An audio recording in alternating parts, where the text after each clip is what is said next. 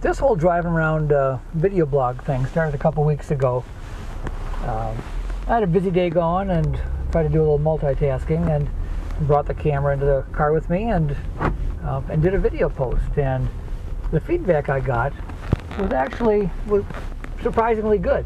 You know, not maybe the quality of the post, but the fact that I had done something different, and people liked this whole car cam thing for whatever reason. So I'm doing it again. I'm giving people, you know, what they want, and that's kind of the message here today, is to, you know, give people what they want. I remember, you know, a couple hundred years ago when I worked for Honeywell. I wish I had probably been, you know, better at that part of it, of giving people what they want. You know, I was in charge of marketing communications for a division, and, you know, all the advertising and you know, print and videos and, you know, the whole advertising thing. And, you know, I will definitely admit that at that time in my life, I was pretty full of myself. I thought that I was all that in a bag of chips, and knew what I knew, and really didn't need to listen to anybody else. And I kind of approached my marketing the same way, in that I did what I thought was right, and some of my stuff was good. There's no doubt about that. But had I actually you know, gone to the people that I supported and asked them a bunch of questions, and, you know, what they liked, what they don't like, what they need, what they didn't need, I think I probably would have been more successful than I was at that particular job. And again, the point being, you know, give the people what they want. Now, in real estate, I get that's real critical too, is you know, fulfilling expectations. And that's all people really want, for the most part, is to have their expectations fulfilled.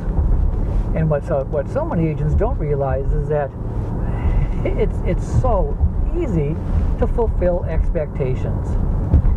And all you need to do is ask questions. You know, you need to ask the right kind of questions, find out what people are looking for, what they like, what they don't like, and once that baseline is set, it's a relatively simple thing to give them what they're looking for. So let's say that the first time you're meeting with a client, part of your conversation may be asking the question, what do you expect to get out of this meeting? And maybe it's just information, maybe it's to find out if you're going to be a good agent to represent them, maybe they want a list. And depending on what their expectations are, it should be pretty easy for you to figure out how to approach it, you know, what tack to take, and not get torn off on some other tangents and telling people things that they don't need or want to know. Or let's say you're on a listing presentation. You may want to ask them, what type of marketing do you think is effective? You know, what do you like?